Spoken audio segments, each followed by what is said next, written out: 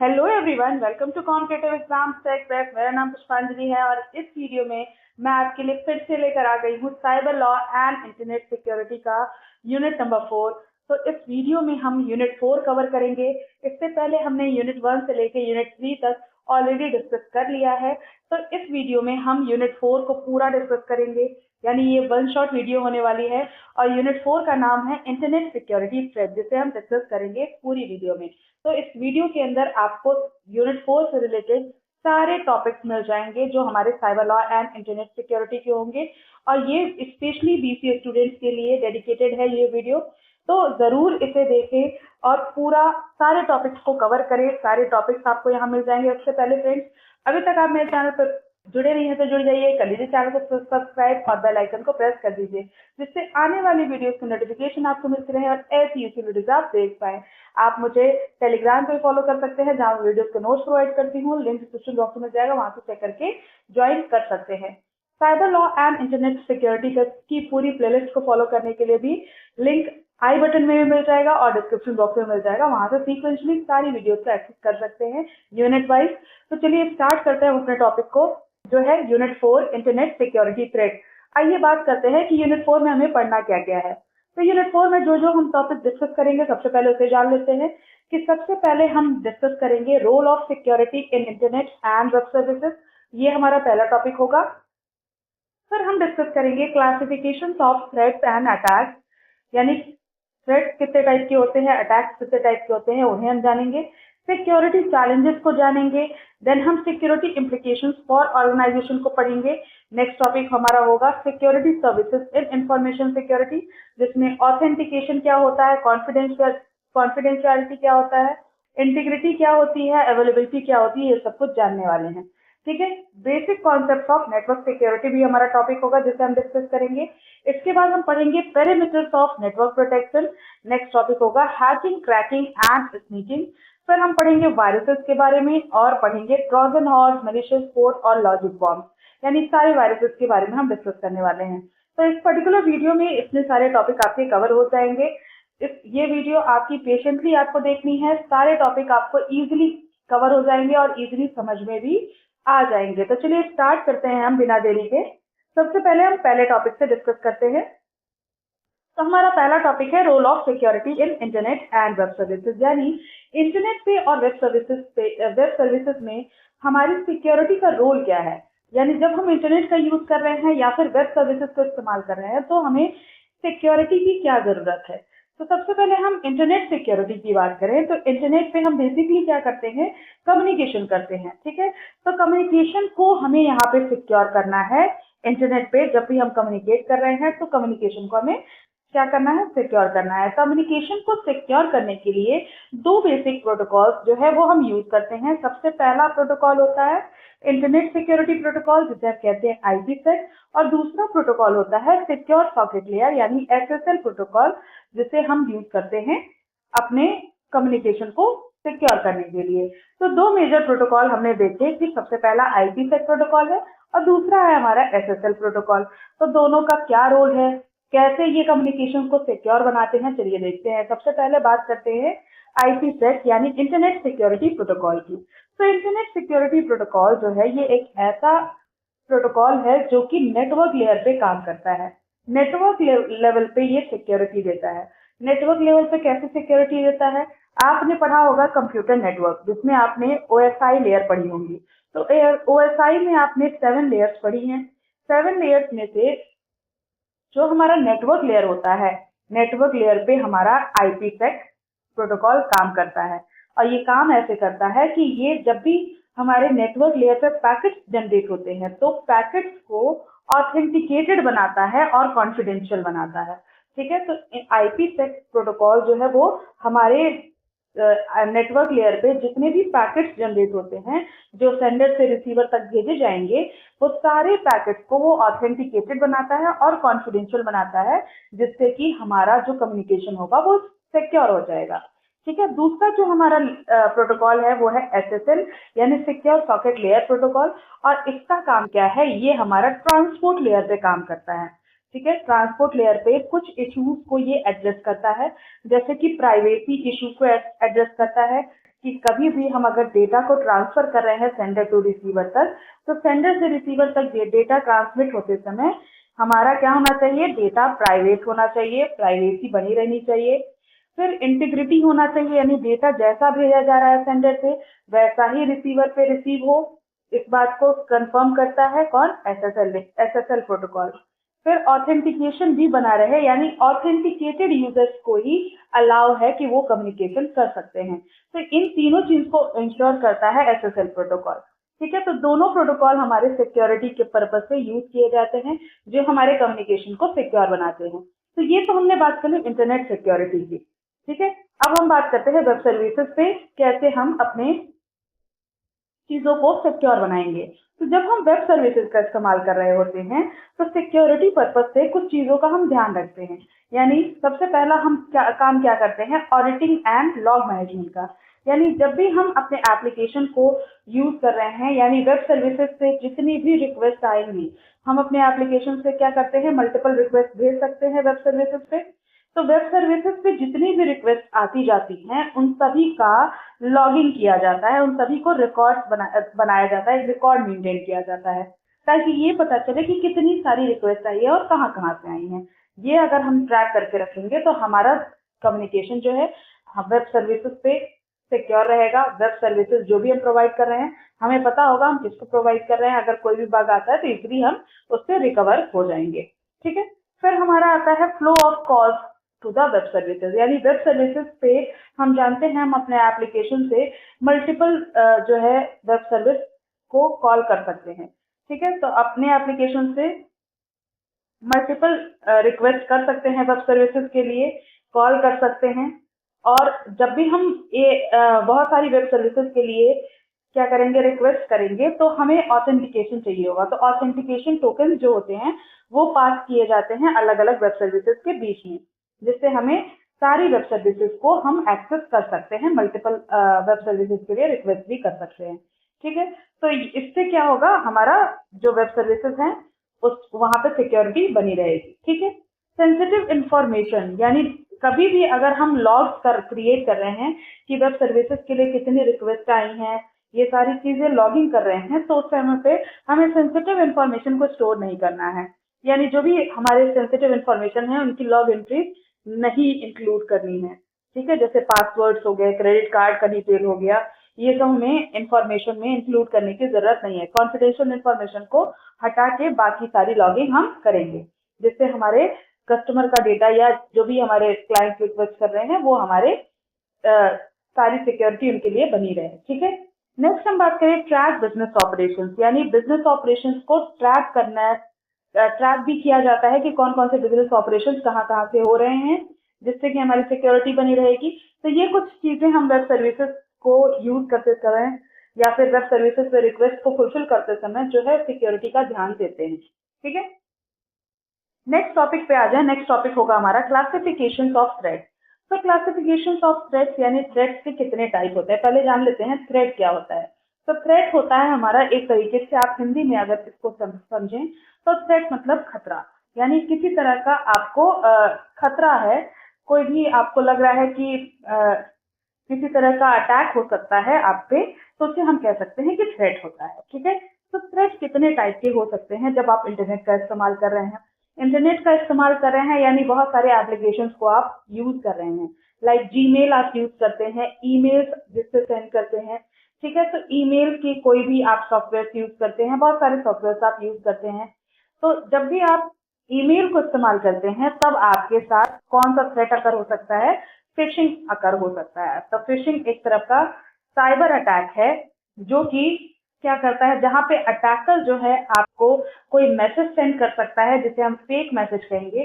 Fake message send करेगा या email send करेगा आपको, और वो एक ट्रस्टेड सोर्स की तरह आपको भेजेगा वो ईमेल। जैसे कि मान लीजिए बैंक की तरफ से कोई आया है या फिर गवर्नमेंट की तरफ से आपको कोई मेल आया है, तो इस तरह से वो प्रिटेंड करेगा कि हम ट्रस्टेड सोर्स से हमने आपको मेल भेजी है, लेकिन वो फेक आपका मैसेज होगा जो कि साइबर अटैक के पर्पज से आपको भेजा जाएगा। ठीक है, तो अगर ऐसा होता है और उसमें कुछ लिंक अटैच कर दी जाएगी, और अगर आप लिंक को क्लिक करते हैं तो आपका जो भी पर्सनल डिटेल है वो आपका चोरी हो सकता है, पासवर्ड्स वगैरह, बैंक की इंफॉर्मेशन, ये सब आपका चोरी हो सकता है। तो इस टाइप की अगर एक्टिविटी हो रही है तो आपके साथ फिशिंग अटैक हो जाएगा। ठीक है, तो फिशिंग अटैक बेसिकली ईमेल्स पे होता है। ईमेल्स पे आपको फ्रॉड मैसेजेस आते हैं, फ्रॉड मेल्स आते हैं जिसपे लिंक अटैच होता है। आपने लिंक पे क्लिक कर दिया तो आपकी सारी डिटेल्स उसके पास पहुंच जाती हैं। तो ये फिशिंग अटैक हो गया। एक अटैक हो सकता है आपका, एक थ्रेट अकर हो सकता है मालवेयर का। तो मालवेयर क्या होता है? एक टाइप का सॉफ्टवेयर जो कि कंप्यूटर को हार्म करने के पर्पज से क्रिएट किया जाता है। ठीक है, जिससे आप डेटा को स्टील कर सकते हैं, सिस्टम के कंट्रोल को ले सकते हैं। ठीक है, तो इस टाइप के लिए, इस टाइप की चीजों के लिए मालवेयर जो है वो क्रिएट किए जाते हैं। इसमें अटैकर क्या करता है? अटैकर सबसे पहले आपको फेक वेबसाइट के थ्रू मालवेयर सेंड करता है। अगर आप फेक वेबसाइट पे जाते हैं तो, या फिर किसी भी अनट्रस्टेड वेबसाइट पे जाते हैं तो वहां से आपको मालवेयर जो है वो ऑटोमेटिकली फ्रीली डाउनलोड हो जाएगा, और डाउनलोड होने के बाद आपकी सारी एक्टिविटीज को मॉनिटर करने लगेगा और आपके सिस्टम को कंट्रोल कर लेगा। तो मालवेयर आपके किसी भी फेक वेबसाइट से आपके सिस्टम तक आ सकते हैं। रैंसमवेयर एक तरीके का थ्रेट है। रैंसमवेयर क्या होता है? ये एक तरीके का आप कह सकते हैं वायरस है, जो कि आपके फाइल्स को, आपके सिस्टम को पूरा लॉक कर देता है और डिमांड करता है मनी की, कि अगर आपको अपने सिस्टम को अनलॉक कराना है तो आप कुछ मनी की डिमांड को पूरी करिए। ठीक है, तो अटैकर आपको एक इन्फेक्टेड फाइल मेल के थ्रू सेंड करेगा, और अगर इन्फेक्टेड फाइल पे आपने उसको ओपन कर दिया, इन्फेक्टेड फाइल को, तो वायरस जो है वो आपके पूरी फाइल्स को एनक्रिप्ट कर देता है और क्या करता है कि डिमांड करता है पेमेंट्स की, कि अगर आप रिकवर करना चाहते हैं अपने डेटा को, अपने सिस्टम को अनलॉक करना चाहते हैं, तो आप पेमेंट को फुलफिल करिए, फिर आपका सिस्टम अनलॉक हो जाएगा। तो इस तरीके का अगर अटैक हो रहा है या थ्रेट अकर हो रहा है तो वो रैंसमवेयर कहलाता है। नेक्स्ट आता है डिनायल ऑफ सर्विस अटैक। ये, इस अटैक में क्या होता है कि हैकर जो है वो आपकी वेबसाइट को ही ओवरलोड कर देता है। ठीक है, या फिर आपका सर्वर है तो आपके सर्वर को ही ओवरलोड कर देता है बहुत सारी मल्टीपल रिक्वेस्ट भेज के, और इससे आपका सर्वर या फिर आपका वेबसाइट जो है वो आपका स्लो हो जाता है या कंप्लीटली अनअवेलेबल हो जाता है। तो इस टाइप का अटैक जो होता है वो डिनायल ऑफ सर्विस अटैक कहलाता है। ठीक है, अटैक की बात करें तो अटैक कितने टाइप का होता है? बेसिकली अटैक जो है वो दो टाइप का होता है, passive attack and active attack. Passive attack कब कहेंगे और एक्टिव अटैक कब कहेंगे? पैसिव अटैक, आपने अटैक समझ लिए कि कितने टाइप के अटैक, आपने फिशिंग देखी, मालवेयर देखा, तो ये सारे जितने भी अटैक्स आपने देखे, वो सारे अटैक्स जो हैं, जितने आपके ये fishing, malware, ransomware, denial of service attack, ये जितने भी अटैक हैं वो दो कैटेगरी के हो सकते हैं, या तो पैसिव हो सकते हैं या एक्टिव हो सकते हैं। तो पैसिव अटैक और एक्टिव अटैक में क्या डिफरेंस है? पैसिव अटैक वो अटैक्स होते हैं जिनमें आपकी इंफॉर्मेशन को मॉनिटर किया जाता है। ठीक है, और इंफॉर्मेशन के आपके सिस्टम की इंफॉर्मेशन को यूज किया जाता है, लेकिन किसी तरह से यहाँ पे ओपोनेंट जो है वो आपकी इंफॉर्मेशन को चेंज नहीं करता है। ठीक है, आपके सिस्टम रिसोर्सेज में किसी तरह की छेड़छाड़ नहीं करता है, बस क्या करता है, आपकी चीजों को वो ट्रैक करता है, ट्रैफिक एनालाइज करता है कि आपके सिस्टम पे कैसे कैसे मैसेज आ रहे हैं, मैसेज कितनी लेंथ के आ रहे हैं, कितनी फ्रीक्वेंसी से आ रहे हैं। तो ट्रैफिक एनालिसिस करना ही पैसिव अटैक कहलाता है। साथ में आपके मैसेज को मॉनिटर करता है, रीड करता है, बट उसमें किसी तरह का चेंज नहीं करता है। तो वो कैसा अटैक है? पैसिव अटैक है। जैसे for example release of message content, यानी अगर आप टेलीफोन कॉल करते हैं या फोन कॉल करते हैं तो टेलीफोनिक कॉन्वर्सेशंस में आपका जो अटैक हो सकता है वो पैसिव अटैक हो सकता है, कि थर्ड पार्टी आपकी बातें सुन सकती है लेकिन किसी तरह का आपकी बातों में चेंज नहीं कर सकती है। तो अगर इस टाइप का अटैक कर रही है कि आपकी बातें सुन रहा है थर्ड पर्सन, तो वो पैसिव अटैक है। ईमेल मैसेजेस में भी आपका पैसिव अटैक होता है, कि आपकी ईमेल्स में क्या मेल भेजा जा रहा है, ये इंफॉर्मेशन अगर थर्ड पार्टी पढ़ ले रही है, रीड कर ले रही है, तो वो कहलाएगा पैसिव अटैक। ट्रैफिक एनालिसिस का काम करता है पैसिव अटैक में। ट्रैफिक एनालिसिस मतलब क्या, कि ओपोनेंट डिटरमाइन कर सकता है कि किस लोकेशन से कम्युनिकेशन हो रहा है और कम्युनिकेटिंग होस्ट कौन है, और आपके मैसेज क्या मैसेज कितने लेंथ के भेजे जा रहे हैं, किस फ्रीक्वेंसी से भेजे जा रहे हैं, तो ये आपका ट्रैफिक एनालिसिस कर सकता है। तो दो चीजें आपकी पैसिव अटैक में आती हैं, release of message content and traffic analysis. ठीक है। एक्टिव अटैक क्या होता है? एक्टिव अटैक वो अटैक होता है जिसमें आपके मैसेज को मॉनिटर तो किया ही जा रहा है, रीड किया जा रहा है, लेकिन साथ साथ में उसमें मॉडिफिकेशन भी किया जा रहा है। यानी जो भी डेटा सेंड हो रहा है सेंडर टू रिसीवर, उसमें किसी तरह का मॉडिफिकेशन करके तब रिसीवर तक भेजा जा रहा है, फॉल्स स्टेटमेंट्स क्रिएट किए जा रहे हैं, तो उसे कहेंगे एक्टिव अटैक। इसके कई टाइप होते हैं, जैसे मास्करेड। सबसे पहला टाइप होता है मास्करेड, यानी मास्क पहन के जो है वो आपका जो भी थर्ड पार्टी है वो आपके मैसेज को भेज रही है। यानी मास्क लगा लिया, यानी उसने क्या किया कि कोई भी एंटिटी खुद को डिफरेंट एंटिटी प्रिटेंड कर रही है। उसने मास्क लगा लिया है तो ओरिजिनल उसका आइडेंटिटी नहीं दिख रहा है, वो क्या बनेगी, सेंडर बनके या फिर कोई भी ट्रस्टेड सोर्स बनके, यानी डिफरेंट एंटिटी बनके प्रिटेंड करके वो सेंडर को रिसीवर को मैसेज भेज रही है कि I am the trusted one. ठीक है, तो ऐसा हो रहा है तो मास्करेड है। ठीक है। मॉडिफिकेशन ऑफ मैसेज, यानी मैसेज को ऑल्टर कर दिया या रीऑर्डर कर दिया तो भी एक्टिव अटैक हो जाएगा। रेपिडिएशन कर दिया, रेपिडिएशन का मतलब है कि सेंडर या रिसीवर कोई भी एक पर्सन अगर बाद में चल के डिनाई कर देता है कि उसने अपने मैसेज को ना ही सेंड किया है ना ही रिसीव किया है, तो कोई भी एक पर्सन अगर ऐसा करता है तो वो जो आपका आता है वो अटैक कहलाता है रेपिडिएशन। ठीक है, यानी एक तरह का एक्टिव अटैक है जिसमें सेंडर सेंड करने के बाद मना कर देगा कि मैंने कुछ भी सेंड नहीं किया है, रिसीवर एंड से मना कर देगा कि मुझे कुछ भी रिसीव नहीं हुआ है। अगर दोनों में से कोई भी एक डिनाई कर देता है अपने वर्क से तो वो कहलाएगा रेपिडिएशन। ठीक है। रिप्ले अटैक क्या होता है? रिप्ले अटैक भी एक्टिव अटैक है जिसमें मैसेज को कैप्चर कर लिया जाता है, ठीक है, थर्ड पार्टी के द्वारा, और मल्टीपल टाइम जो है वो ऑथराइज्ड इफेक्ट के द्वारा मल्टीपल टाइम रीसेंड किया जाता है रिसीवर को कि I am the trusted one, जो पहले मैसेज आया था वो फेक था, मैं जो भेज रहा हूँ वो ओरिजिनल है। तो यानी रिप्ले में क्या करते हैं, बार बार रिप्ले करते हैं, यानी बार बार आप क्या कर रहे हैं, मैसेज को भेज रहे हैं, मल्टीपल टाइम रीसेंड कर रहे हैं, ये दिखाने के लिए कि आप ट्रस्टेड या ओरिजिनल सेंडर हैं। ठीक है। नेक्स्ट अटैक आता है denial of service attack.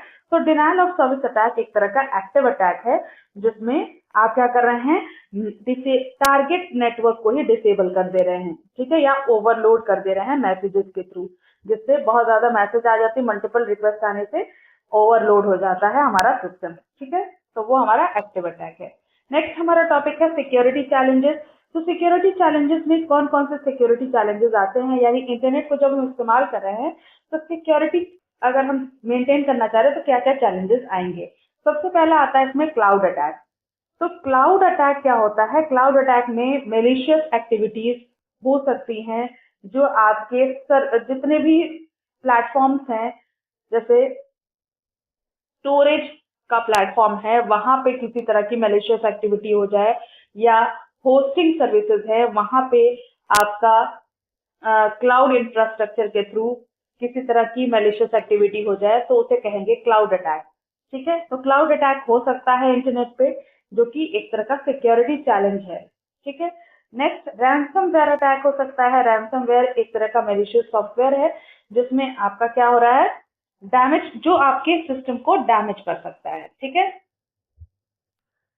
Data को या फिर सिस्टम को डैमेज कर सकता है, तो ये आपका कहलाएगा रैंसमवेयर अटैक। आईओटी अटैक हो सकता है, यानी इंटरनेट ऑफ थिंग्स अटैक हो सकता है। ये कैसे हो सकता है कि ये आपके बिजनेसेस पे एक तरीके से इम्पैक्ट डाल सकता है। ठीक है, आपके जितने भी आईओटी डिवाइसेस हैं उनको एक्सट्रीम टेम्परेचर करके डैमेज कर सकता है, तो इस तरह का अटैक हो रहा है तो उसे कहेंगे हम आईओटी अटैक। फिशिंग अटैक होता है, आपके सिक्योरिटी चैलेंज में आता है कि फिशिंग अटैक अगर हो गया कि आपने क्या किया, किसी ने आपको मेल सेंड करी मास्करेड करके कि मैं एक ट्रस्टेड अथॉरिटी से आपको मेल सेंड कर रहा हूँ, आपने उसके लिंक पे क्लिक कर दिया तो आपकी सारी डिटेल्स चली जाएंगी। तो इस तरह का अगर हो रहा है तो वो भी एक सिक्योरिटी चैलेंज है। ठीक। नेक्स्ट टॉपिक है हमारा security services in information security. तो सिक्योरिटी सर्विसेज कौन कौन सी सिक्योरिटी सर्विसेज प्रोवाइड की जाती हैं इंफॉर्मेशन को सिक्योर करने के लिए। सबसे पहली सिक्योरिटी सर्विस प्रोवाइड की जाती है कॉन्फिडेंशियलिटी की।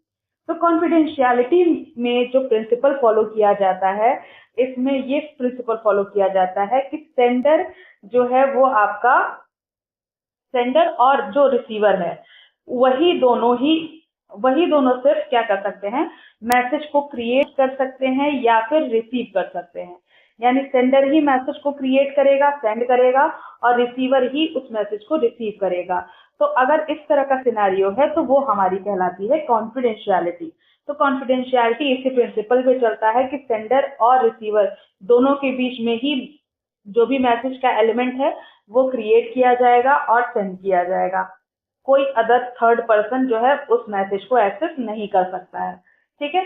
ऑथेंटिकेशन ऑथेंटिकेशन सर्विस जो होती है ये हमारा कनेक्शन से रिलेटेड होती है कि जब हम दो सेंडर और रिसीवर के बीच में कनेक्शन क्रिएट करते हैं तो वहां ऑथेंटिकेशन देखा जाता है कि ऑथेंटिकेट किया जाता है सेंडर को भी और रिसीवर को भी। यानी सेंडर सेंड कर रहा है तो उसका ऑथेंटिकेशन लिया जाएगा ताकि वो रिसीवर तक दिया जा सके कि सेंडर एक्चुअल कौन है, और रिसीवर का ऑथेंटिकेशन सेंडर को दिया जाएगा कि कहाँ तक आपको भेजना है, जिससे कि आपका कम्युनिकेशन सिक्योर बनेगा।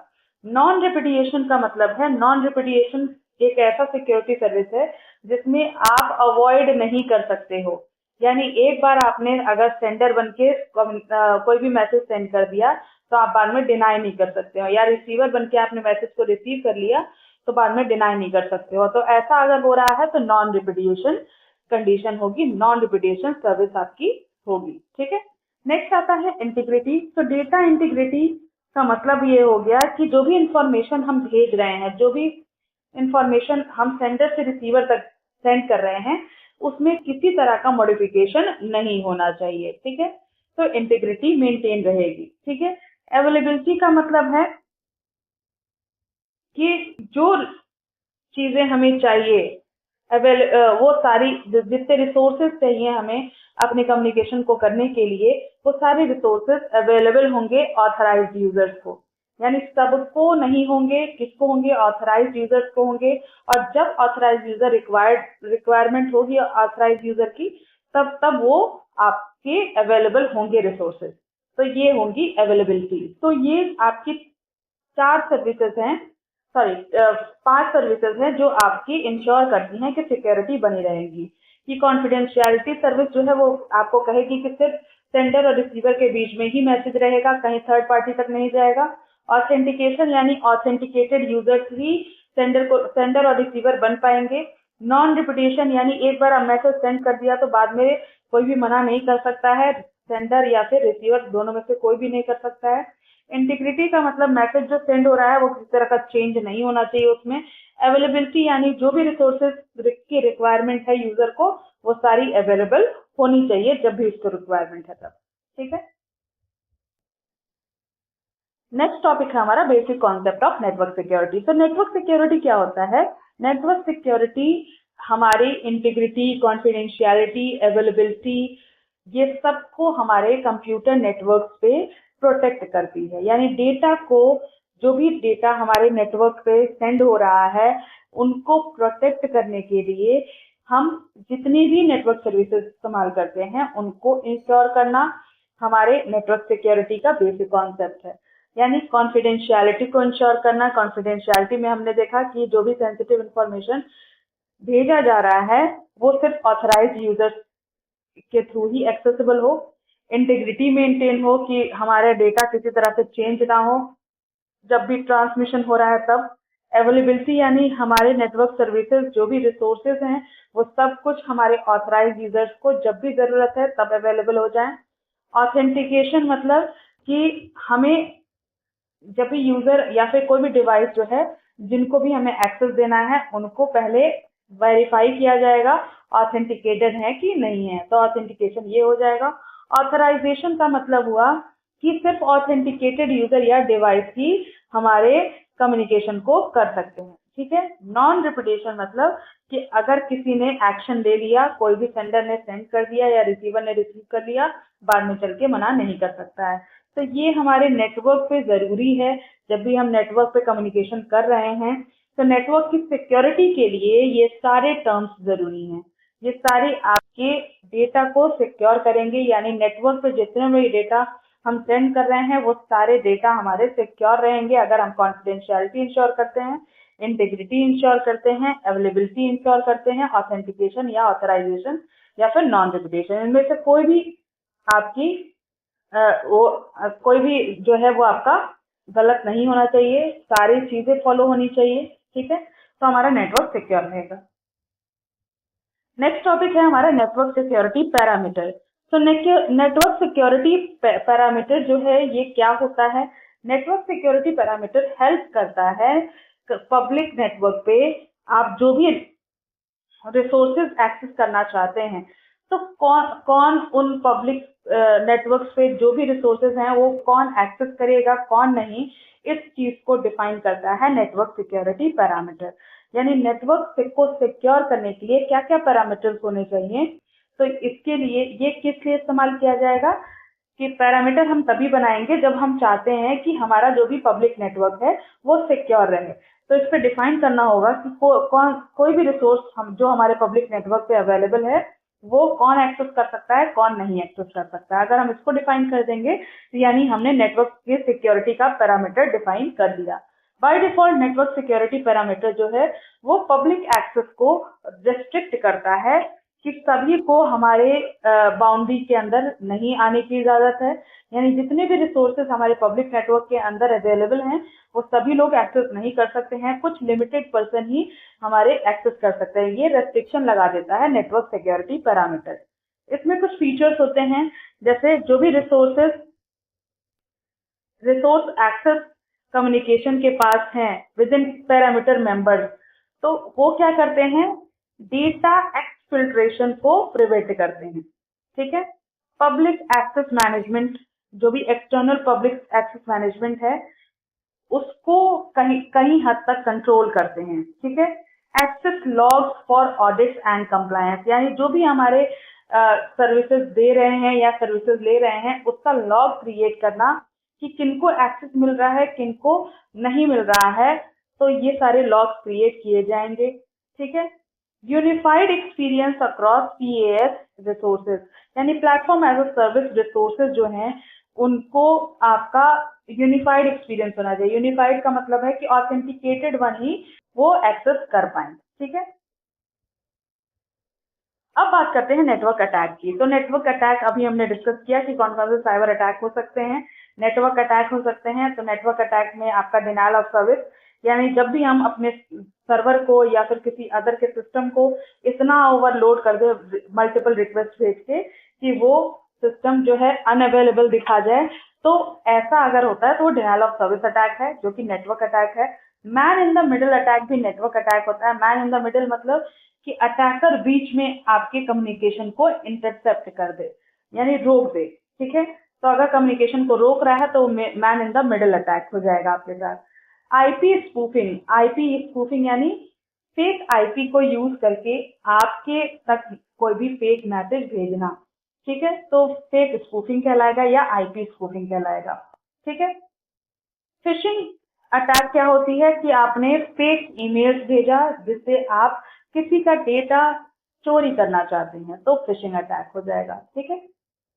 तो ये हमारे नेटवर्क अटैक हो गए। अब बात करते हैं हैकिंग क्या होती है। तो हैकिंग क्या होती है, देखिए हैकिंग एक प्रोसेस है जिसमें आप क्या करते हैं, कंप्यूटर सिस्टम को इन्वेस्टिगेट करते हैं, ठीक है, कि कौन कौन से वहां पे क्या क्या इंफॉर्मेशन आपको मिल सकती है।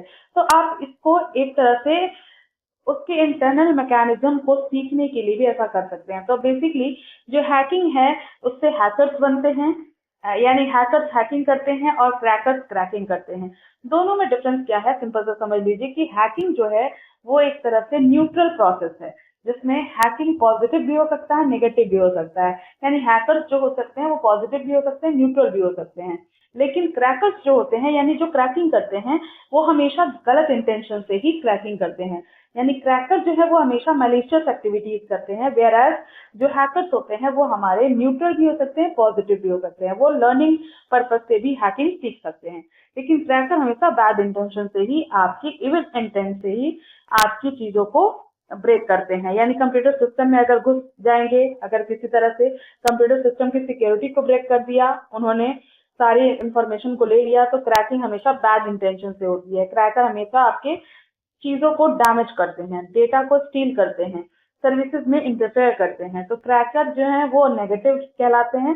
हैकर्स पॉजिटिव भी हो सकते हैं, न्यूट्रल यानी दोनों हो सकते हैं। ठीक है। स्नीकिंग प्रोसेस क्या होती है? स्नीकिंग एक तरह से आप स्टील्थ वायरस को जानेंगे। स्टील्थ वायरस आपका जैसे छुपा हुआ वायरस है जिनको कोई डिटेक्ट नहीं कर पाता है। तो स्नीकिंग एक प्रोसेस है जिसमें क्या करता है, अटैकर जो है वो क्या करता है, अपने बिहेवियर को हाइड कर देता है। ठीक है।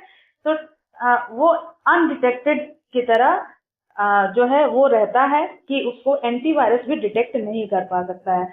और एंटीवायरस तो डिटेक्ट करेगा ही नहीं, साथ में वो आपके सिस्टम में चोरी से बैठा रहेगा और सारी चीजों को एक्सेस करता रहेगा, मॉनिटर करता रहेगा। तो आपके पूरे सिस्टम की सारी इंफॉर्मेशन को भी ले लेगा और धीरे धीरे स्लो प्रोसेस से ये काम करता है स्नीकिंग। ठीक है। स्नीकिंग एक ऐसा प्रोसेस है जो स्लो प्रोसेस है, जिसमें धीरे धीरे सारी एक्टिविटीज करता रहता है वायरस और आपको पता नहीं चलता है। अब बात करते हैं वायरस की।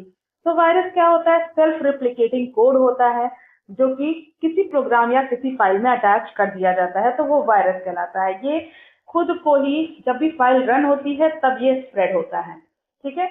तो बहुत सारे आपने ऐसे वायरसेस देखे होंगे। ठीक है। नेक्स्ट आपका आता है ट्रोजन हॉर्स। ट्रोजन हॉर्स क्या है? ये आपका एक तरह से लेजिटिमेट प्रोग्राम की तरह दिखता है, लेकिन ये भी मैलिशियस एक्शन करता है। ठीक है। ये अपने आप को कभी भी रिप्लिकेट नहीं करता है। तो रिप्लिकेट वाली जो नेचर है वो आपके ट्रोजन हॉर्स में नहीं होता है। जैसे फेक एंटीवायरस प्रोग्राम्स आप देखेंगे तो वो एक तरह का ट्रोजन हॉर्स होता है। ठीक है। नेक्स्ट आता है वॉर्म। वॉर्म क्या होता है? वॉर्म भी एक मैलिशियस प्रोग्राम है, एक तरह का वायरस है जो कि नेटवर्क के थ्रू स्प्रेड होता है और इसमें रिप्लिकेट करने की जो है क्षमता होती है कि रिप्लिकेशन जो है वो बहुत ज्यादा वॉर्म करता है। ठीक है। नेक्स्ट आता है लॉजिक बॉम्ब। लॉजिक बॉम्ब भी मैलिशियस कोड होता है। ठीक है। जो आपका किसी इवेंट के द्वारा अकर होता है। ठीक है। स्पेसिफिक इवेंट के द्वारा ट्रिगर हो जाता है और ये आपकी इतना ज्यादा हार्मफुल होता है, ये एक तरीके का वायरस है जो इतना ज्यादा हार्मफुल होता है जो आपकी फाइल्स को भी डिलीट कर सकता है, किसी डेट की फाइल को कभी भी डिलीट कर सकता है। ठीक है। आपके सारे सिस्टम को के फाइल्स को एक्सेस भी कर सकता है और किसी भी फाइल को कभी भी डिलीट कर सकता है। तो ये बहुत ही ज्यादा आपका हार्मफुल वायरस है। ठीक है। Logic bomb. मेलिशियस कोड क्या होता है? कोई भी कोड जो कि आपके सिस्टम को डैमेज कर रहा है उसे मेलिशियस कोड कह सकते हैं। जैसे कि वायरस हमारे मेलिशियस कोड्स होते हैं जो आपके सिस्टम को डैमेज करते हैं। वॉर्म्स, ट्रोजन्स, स्पाईवेयर, रैंसमवेयर, ये सारे जितने भी वायरसेस हैं वो सारे आपके हार्मफुल होते हैं, मेलिशियस कोड्स होते हैं। आई होप आपको समझ में आ गया होगा। तो इस वीडियो में इतना ही। हमने यूनिट 4 कवर कर लिया है, जल्द ही मैं यूनिट 5 आपके लिए लेकर आऊंगी। तो ऐसे ही प्यार देते रहिए सारी वीडियोस पे, सारे वीडियोस को शेयर करते रहिए अपने फ्रेंड्स के साथ और ज्यादा से ज्यादा हम इसको शेयर करेंगे। जितना ही शेयर करेंगे उतना ही आपकी सारी वीडियोस आपको मिलती रहेंगी। So thank you for watching.